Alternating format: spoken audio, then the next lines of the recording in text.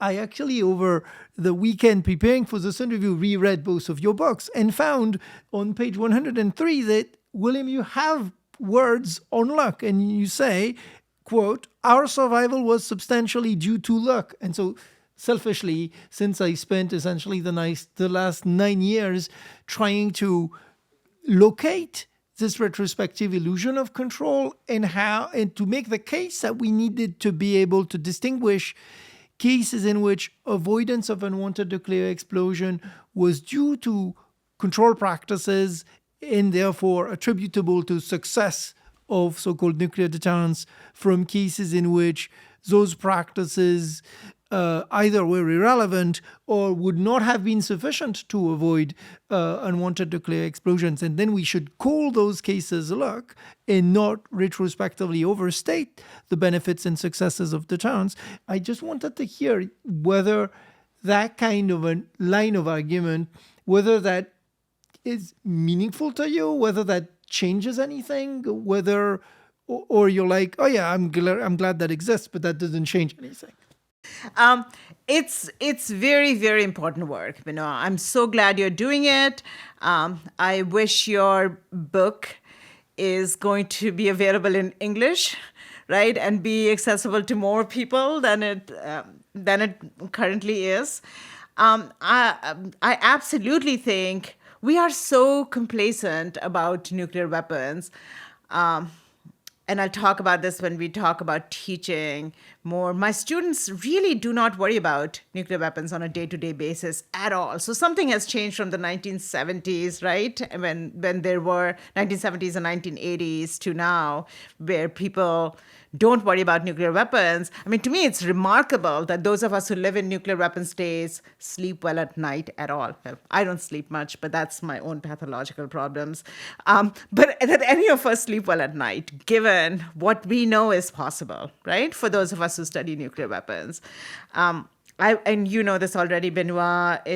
I sometimes think that all the talk of the nuclear taboo has made us somewhat complacent, that there is such a taboo that exists that will keep us safe. I wonder also, we talked about the Cuban Missile Crisis, William. I think the story about the Cuban Missile Crisis has become a story of crisis averted rather than a near miss, right? Rather than a story about luck. I think it has now become that. It is the Cuban Missile Crisis, for those who don't study nuclear weapons, is perhaps the only moment of crisis that they know anything about. Right? Before I ventured into the nuclear studies field, I knew about the Cuban Missile Crisis, but that may be the only crisis that I ever knew about, right? Recently, I was talking to a colleague from Algeria who said that her students know nothing about the testing in Sahara and know about the Cuban Missile Crisis. So there's a certain sort of, the Cuban Missile Crisis has become sort of universally distributed. And I think it's a version of a major crisis leading from it is seen now as a success story, right? So you are absolutely right to draw attention to all the near misses, the accidents, right? How many times we were at that time, in that moment where something really bad could have happened. I think, and that we have been fortunate in not stepping over the brink. So I think it's absolutely necessary work. I think it sort of helps puncture the complacency in ways that should be punctured. We know a lot about nuclear power plant accidents, it occurs to me, right? 3 Mile Island, Chernobyl, Fukushima. Recently, we've been thinking about Zaporizhia, right, in Ukraine.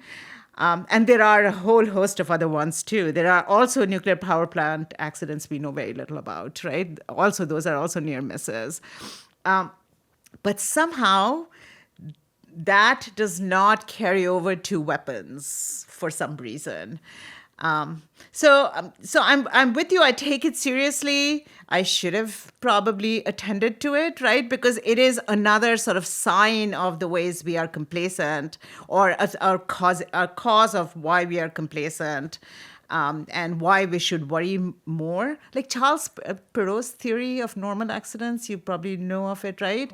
And he argues that in all tightly coupled and complex systems, catastrophic accidents are inevitable, right? Not that they might happen, they're inevitable. It's a matter of time. And he actually studies both nuclear power plants and weapons, as well as, I think, chemical plants and marine systems. So I'm with you. But having said that, I want to raise, sort of go off on a little bit of a tangent and also ask you, perhaps, if the language of luck can also become universalized in a way that then averts our gaze away from all the folks who have been unlucky in uranium mining, nuclear testing, through the nuclear fuel chain. You know what I'm saying? It's that when we think that we have been lucky, right? And I'm going to ask then, who is the we here? Who has been lucky, right? Because there are already those who have suffered and died from nuclear weapons production and testing, right? Who have not been so lucky. So I think the language of luck can also invoke this universal we. Those of us who have been lucky, that can sometimes, in some ways, deflect from the unlucky folks. And I'm wondering if that sort of complicates your argument, or what do you think about that? Thank you for the question. So I'll take it directly. To me, I think the answer is really the ethos of independent scholarship, of refusing to take official assessments as inherently valid, or to take official categories as categories of analysis. And in avoiding that, and in refusing funding that carries conflicts of interest, we managed in the same team to do the work on luck and the work on reassessment of the effects of French nuclear testing in Polynesia, because, as you say, the key is to avoid underestimation of existing harm, which if we were only focused on luck, we would risk doing, but also avoid the overestimation of control. And I think through the ethos of independent scholarship, we can simply conduct those two areas of research in parallel tracks. And empirically, all I wanted to say is that there is much more empirical work to be done on lucky cases of near-nuclear use, because the work I did and the work that Marty Sherwin did in Gambling with Armageddon essentially suggests that we have a lot more near misses than we thought we did, because it took 3 to 4 decades to actually learn accurately about the Cuban Missile Crisis. But what we need to keep in mind is that we depend on the availability of archives. So for most nuclear weapon states, they're inherently opaque about their nuclear past. The last 4 decades are largely covered by nuclear secrecy or national security secrecy. And I mean, Sidney Drell, who supervised a panel on so-called broken arrows in 1990 and found 32, told me when I interviewed him in 2013 that he was convinced that there were others even in the US. So there is empirical work to be continued on both of those issues. And then switching to the other thing about luck, I don't know why, but I find myself drawn into trying to link it to thoughts about transition, the long view. And I've been very influenced in a slightly strange way by the writings of Norbert Elias, the great sociologist. And particularly when he was 88 years old, he gave these lectures at the University of Bielefeld on the 40th anniversary of the end of the war in Germany, 1985 it was. He wasn't an international relations scholar. He was a very wide-ranging, extraordinary man. And he posed the question, and this was a kind of lament about the arrival of nuclear weapons, but also about the long cycles of hegemonic rivalry which has scarred human history. And he had this theory of the double bind, which was, in fact, not just you get these great powers confronting each other and the structural struggles and frictions developing, but you get the rise of emotion. And if you put emotion into it, that's when violence happens, and you can't control it, you know. And one of his fundamental questions about the nuclear weapons was, could you control it in periods of high emotion, which in part is the Cuban Missile Crisis story, high emotion of crises and so on. But it begs the question, he had this thing about is this the end of the road for great power struggles and warfare? And he couldn't really bring himself to believe that it was, and that you could control this, although he was a bit ambiguous about it. But I think that where it leads me is into a thought about the end of the road, i.e. the invention of nuclear weapons and bringing that into great power rivalries, was also the beginning of a new road, in which if these things carry on perennially into the future, he was going back to Greek times. If we're thinking about the future, we have to think about a long view of a future in which these things exist, if they carry on existing. In which case, this is just the beginning. And so the Cold War, in a way, he was sort of regarding as the first bit of a new cycle, the first cycle. So people talk about a second Cold War, of course it's different, but there is a sense in which we're entering a new cycle, in which this nuclearization again, with lots of new technologies coming in too. And so are we in a better position to control that and to handle it? And in fact, are we going to become more dependent on luck? And I would say definitely we are becoming more dependent on luck. Right. And part of that too is his sense of the fragility of political units. And I think one of the big questions we face now is that the central actor in the nuclear story so far has been the United States. And it has been assumed that it is basically a stable, not stable, but it is going to be a lasting actor and a center of power. I think we have to assume now it's unstable and volatile, internally divided, unreliable. And so the central kind of nuclear actor in this whole story is becoming an unreliable actor, an unreliable hegemon.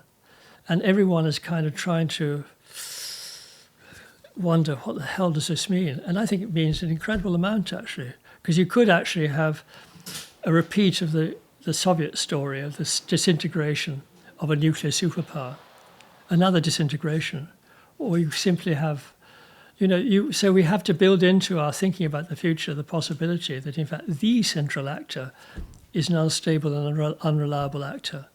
What then?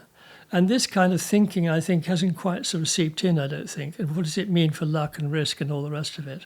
And how one thinks about policy in the future. I'll just respond briefly to your that triggered four thoughts. Gosh. Of course. One is the Elias notion of emotion. That's interesting to me because that's only a narrow understanding of loss of control, because it's essentially only when the human agent loses it that there's loss of control, where there are autonomous technological accidents that are not taken into account. So that's already overconfident if the only problem you see is emotion. The second thing, which really surprised me when I read that book, actually following your advice, is that Elias makes the same mistake as the IR scholars in terms of they do what I call a survivability bias. So they assume that there can be world wars, there can be like massive amounts of destruction, but deep down, the units, the ontological entities that they care about will remain. So humanity will remain and states will remain. It will simply be redistributed powers among them. And we do not know that. I mean, they may not remain.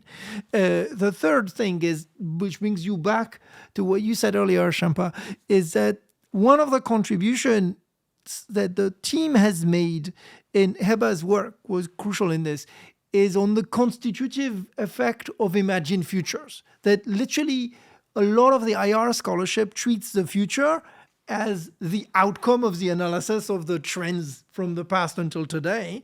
And one of the things we wanted to say is that when we allowed ourselves to try as nuclear political arrangements are the outcome of the futures we allowed ourselves to imagine. And finally, and then I'm going to be quiet, I would agree that we will be more dependent on luck. And there are even gestures in which there are deliberate attempts at delegating control to automation. The whole thing about putting artificial intelligence in command and control systems is literally deliberate delegation and deliberate loss of control, which is a choice to rely on luck more. And the last example I want to give is a mode of luck I describe in the book as fortuitous disobedience. It's this idea that we rely on the good outcome coming out of not just one individual, but the whole chain of command. So in case of a crazy order, someone in the chain of command will know when to disobey and will do.